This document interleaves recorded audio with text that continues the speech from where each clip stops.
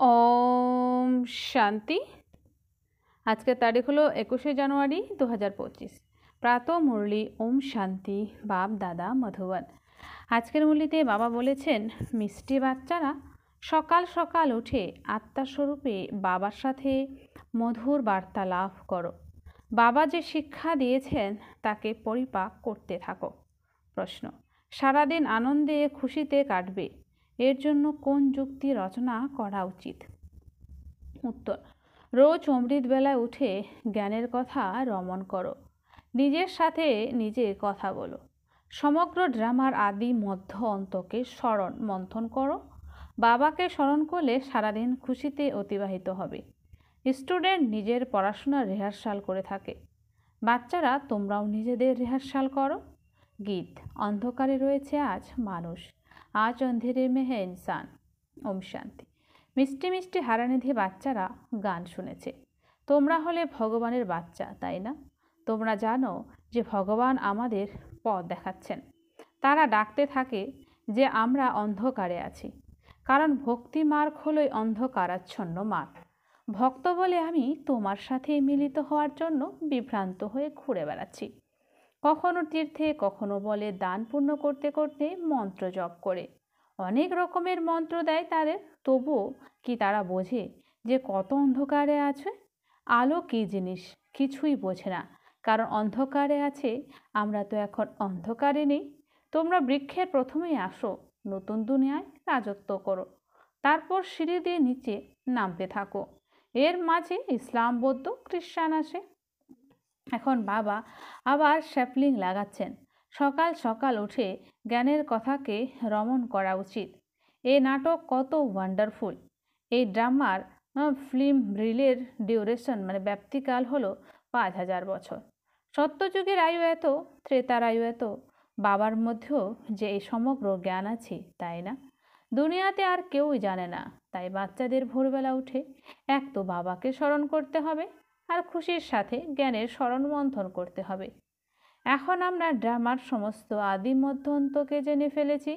বাবা বলেন কল্পের আয়ু হলো 5000 বছর, মানুষ বলে দেয় 5 লক্ষ বছর। কত ওয়ান্ডারফুল নাটক হলো।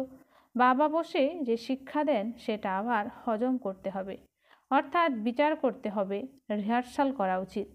স্টুডেন্ট পড়াশোনার রিহার্সাল করে থাকে, তাই না? তোমরা মিষ্টি মিষ্টি বাচ্চারা সমগ্র ড্রামাকে জেনে গেছো। বাবা কত সহজভাবে বলেছেন যে এটা হলো অনাদি অবিনাশী ড্রামা। এতে জিতে যায় আবার হেরে যায়। চক্র এখন সম্পূর্ণ হয়েছে। আমাদের এখন গৃহে ফিরে যেতে হবে।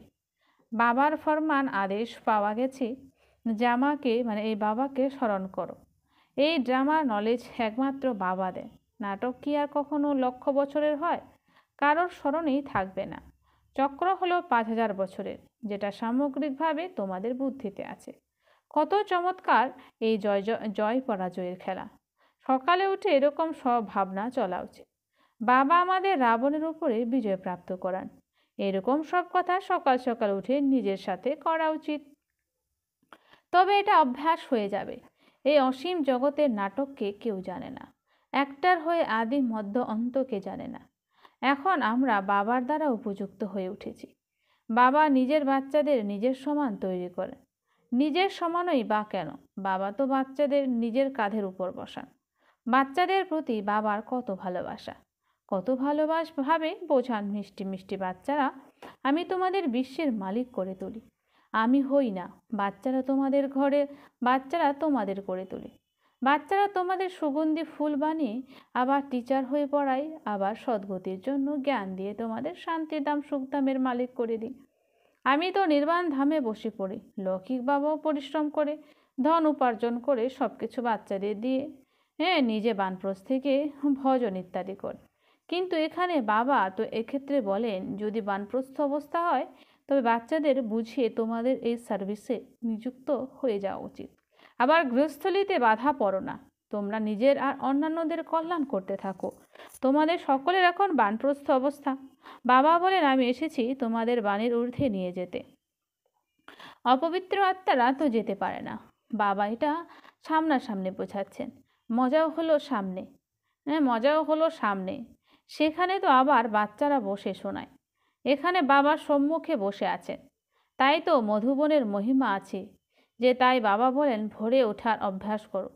ভক্তিও মানুষ ভোরবেলা উঠে করে, কিন্তু ওতে তো উত্তরাধিকার প্রাপ্ত হয় না।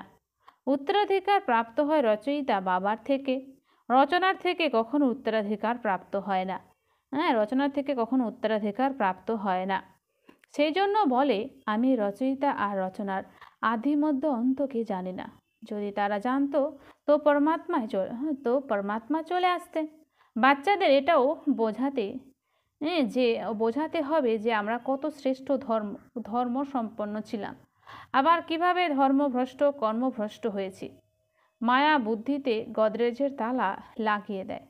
সেই জন্য ভগবানকে বলে আপনি হলেন বুদ্ধিমানের বুদ্ধি, এই বুদ্ধির তালা খোলো। বাবা তো এখন সম্মুখে বোঝাচ্ছেন আমি হলাম জ্ঞানের সাগর, তোমাদের এনার ব্রহ্মার দ্বারা বোঝাচ্ছি। কোন জ্ঞান? এটা সৃষ্টিচক্রের আদি মধ্য অন্তের জ্ঞান, যা কোনো মানুষ দিতে পারে না। বাবা বলেন সৎসঙ্গ ইত্যাদিতে যাওয়ার থেকে আবারও স্কুলে পড়া ভালো। অধ্যয়ন হলো সোর্স অফ ইনকাম। সৎসঙ্গে তো কিছুই প্রাপ্ত হয় না। দান পুণ্য করো, এটা করো ওটা করো, চ্যারিটি করো, হাত জোর করো, খরচাই হয়। টাকা পয়সাও দাও, প্রণাম করো, মাথা ঠুকতে থাকো। বাচ্চারা এখন তোমাদের যে জ্ঞান প্রাপ্ত হয়েছে সেটাকে মন্থন করার অভ্যাস করো, আর অপরকেও বোঝাতে হবে। বাবা বলেন এখন তোমাদের আত্মার উপর হলো বৃহস্পতির দশা। বৃহস্পতি ভগবান তোমাদের পড়াচ্ছেন। তোমাদের কত খুশি হওয়া উচিত। ভগবান পড়াশোনা করে আমাদের ভগবান ভগবতী করে তোলেন। অহো, এরকম বাবাকে যত স্মরণ করবে তো বিকর্ম বিনাশ হবে, এমন সব বিচার মন্থন করার অভ্যাস করা উচিত। দাদা আমাদের এই বাপ দ্বারা উত্তরাধিকার দিচ্ছেন। নিজেই বলেন আমি এই রথের আধার নিয়ে থাকি। তোমাদের যে জ্ঞান প্রাপ্ত হচ্ছে না, জ্ঞান গঙ্গা যে জ্ঞান শুনিয়ে পবিত্র করে, তা কি গঙ্গার জল? বাবা এখন বলেন বাচ্চারা, তোমরা ভারতের সত্যি সেবা করছো। এই সব সোশ্যাল ওয়ার্কাররা তো পার্থিব জগতের সেবা করে, এটা হলো সত্যিকারের আত্মিক সেবা। ভগবানুবাদ বাবা বোঝান। ভগবান হলেন পুনর্জন্ম রহিত। শ্রীকৃষ্ণ তো সম্পূর্ণ 84 জন্মগ্রহণ করেন। গীতাতে ওনার নাম জুড়ে দিয়েছে, নারায়ণের কেন জোরে না এটাও কারোর জানা নেই। যে কৃষ্ণই নারায়ণ হন, কৃষ্ণই প্রিন্স ছিলেন, আবার রাধার সাথে স্বয়ম্বর হয়েছে। তোমাদের অর্থাৎ বাচ্চাদের এখন জ্ঞান প্রাপ্ত হয়েছে। বুঝতে পারো শিব বাবা আমাদের পড়াচ্ছেন। তিনি বাবাও হন, টিচার, সদ্গুরু হন, সদ্গতি প্রদান করেন। উচ্চতমের থেকেও উচ্চ ভগবান হলেন শিবই। তিনি বলেন আমার নিন্দা যে করে উচ্চ পদ প্রাপ্ত করতে পারে না। বাচ্চা যদি না পড়ে তো মাস্টারের সম্মান চলে যায়। বাবা বলেন তোমরা আমার সম্মান রেখো, পড়তে থাকো, এম অবজেক্ট তো সামনে উপস্থিত আছে। গুরুরা তো নিজেদের জন্য বলে দেয়, যে জন্য মানুষ ভয় পেয়ে যায়, মনে করে কোনো পাপ যেন না লাগে। বাবা বলেছেন যে গুরুর থেকে পাওয়া মন্ত্রই শোনাতে থাকে। সন্ন্যাসীদের জিজ্ঞাসা করা হয় তোমরা ঘর বাড়ি ছাড়লে কিভাবে? বলে এই কথা জিজ্ঞাসা করো না। আরে কেন বলে না? আমার জানা নেই তুমি কে? সুট কোট বুদ্ধি সম্পন্ন যারা এরকম কথা বলে। অজ্ঞানকালে কারো কারো আবার নেশা থাকে। স্বামী রামতীর্থের অনন্য শিষ্য ছিলেন স্বামীনারায়ণ। তার বইপত্র বাবার ব্রহ্মা বাবার পড়া ছিল। বাবার এইসব পড়ার শখ ছিল। ছোট বয়সে বৈরাগ্য আসতো। তারপর একবার বায়োস্কোপ দেখেছিল, ব্যাস বৃত্তি খারাপ হয়ে গেছিল। এই জন্য বাবা বলে বায়োস্কোপ দেখনা মানা হ্যাঁ। সাধুপনা পরিবর্তিত হয়ে গেল। তাই এখন বাবা বোঝান সেই সব গুরু ইত্যাদি হলো ভক্তি মার্গের সকলের সদ্গতি প্রদানকারী হলেন এক জনই, যাকে সবাই স্মরণ করে, গানও করে। আমার তো এক গিরিধর গোপাল, দ্বিতীয় কেউ নয়। আমার তো এক গিরিধর গোপাল, দ্বিতীয় কেউ নয়। গিরিধর কৃষ্ণকে বলে, বাস্তবে গালি এই ব্রহ্মা বাবা খান। কৃষ্ণের আত্মা যখন পরিশেষে গ্রামের ছোড়া তমপ্রধান হলো, তখন গালি খেল। আমেরিকা পর্যন্ত আওয়াজ চলে গেছে। Wonderful drama. এখন তোমরা জানো বলে খুশি হও। বাবা এখন বোঝান বাবা এখন বোঝান এই চক্র কিভাবে আবর্তিত হয়। আমরা কিভাবে ব্রাহ্মণ ছিলাম, আবার ক্ষত্রিয় হয়েছি। এটা হলো 84 জন্মের চক্র। এর সম্পূর্ণটা স্মৃতিতে রাখতে হবে। রচয়িতা রচনার আদি মধ্য অন্তকে জানতে হবে, যা কেউ জানে না। তোমরা অর্থাৎ বাচ্চারা মনে করো আমরা বিশ্বের মালিক হচ্ছি, এতে তো কোনো কষ্ট নেই।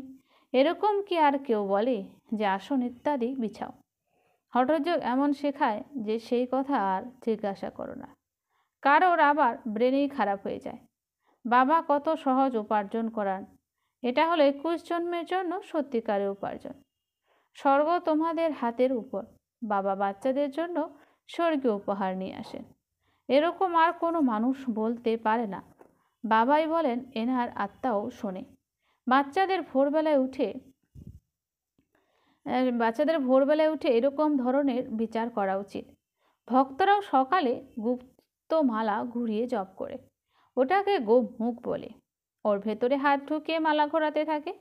রাম রাম যেন কোনো বাজনা বাজছে। বাস্তবে তো গুপ্ত হলো এটা বাবাকে স্মরণ করা। একে অজপা জপ বলা হয়। খুশি থাকে কত ওয়ান্ডারফুল ড্রামা। এটা হলো অসীম জগতের নাটক, যা তোমাদের ব্যতীত আর কারোর বুদ্ধিতে নেই। তোমাদের মধ্যেও আবার নম্বর অনুযায়ী পুরুষার্থ অনুযায়ী আছে। হলো তো অনেক ইজি, সহজ। আমাদের তো এখন ভগবান পড়াচ্ছেন, ব্যাস ওনাকেই স্মরণ করতে হবে। উত্তরাধিকারও ওনার থেকে প্রাপ্ত হয়। এই বাবা ব্রহ্মা তো এক এক ধকে সব কিছু ছেড়ে দিয়েছেন, কারণ মাঝখানে তো বাবার শিব প্রবেশ ঘটেছিল। সব কিছু এই মাতাদের অর্পণ করে দিয়েছিল। বাবা বলেছেন এত বড় স্থাপনা করতে হবে, সব এই সেবায় প্রদান করো। 1 পয়সাও কাউকে দিও না। নষ্টামোহ এতটাই হওয়া উচিত, লক্ষ্য অনেক উঁচুতে। মীরা লোক লাজ ভিখারি কুলের মর্যাদাকে ছাড়লো বলে তার কত নাম। এই কন্যারা বলে আমি বিবাহ করব না, লাখপতি হোক বা যে কেউ হোক, আমি তো অসীম জগতের পিতার থেকে উত্তরাধিকার নেব। এরকম নেশা চড়া উচিত। অসীম জগতের বাবা বসে বাচ্চাদের সুসজ্জিত করেন, এতে পয়সা ইত্যাদির দরকারও নেই। বিবাহের দিন বিবাহের পূর্বের অনুষ্ঠানে পুরনো ফাটা কাপড় ইত্যাদি পরায়, আবার বিবাহের পর নতুন কাপড় গহনা ইত্যাদি পরায়। এই বাবা বলেন যে আমি তোমাদের জ্ঞানরত্ন দিয়ে সুসজ্জিত করি, তারপর তোমরা লক্ষ্মীনারায়ণ হবে।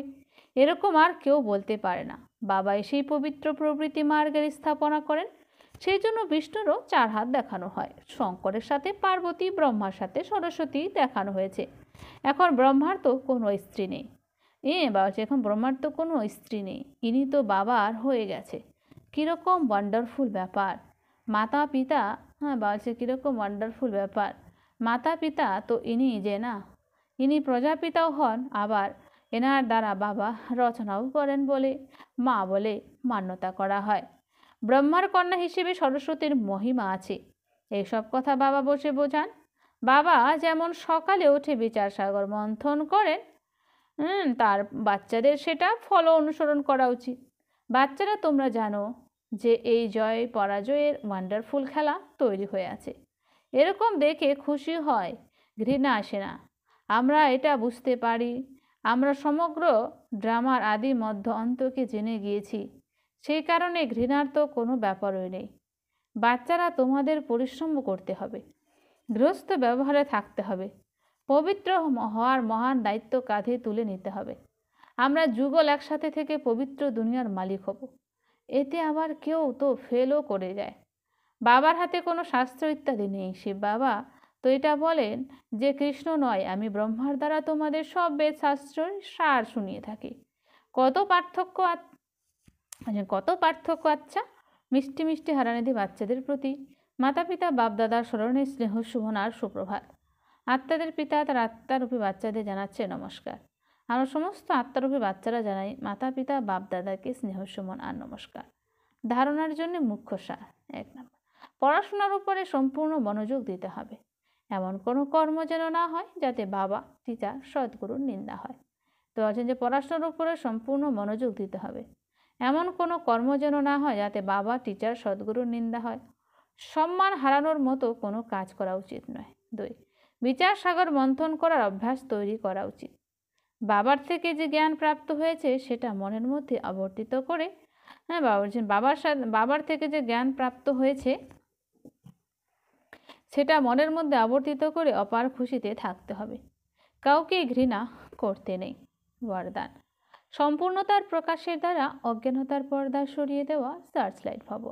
সম্পূর্ণতার প্রকাশের দ্বারা অজ্ঞানতার পর্দা সরিয়ে দেওয়া সার্চলাইট ভব।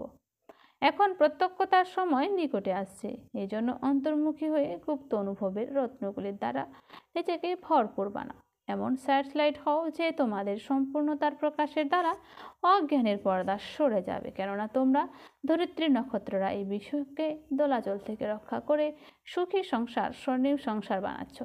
তোমরা পুরুষোত্তম আত্মারা বিশ্বকে সুখ শান্তির শ্বাস দেওয়ার নিমিত্ত হয়েছ। স্লোগান: মায়া আর প্রকৃতির আকর্ষণ থেকে দূরে থাকো, তাহলে সদা হাসি খুশিতে থাকবে। মায়া আর প্রকৃতির আকর্ষণ থেকে দূরে থাকো, তাহলেই সদা হাসি খুশিতে থাকবে। নিজের শক্তিশালী মনসার দ্বারা সাকাশ দেওয়ার সেবা করো।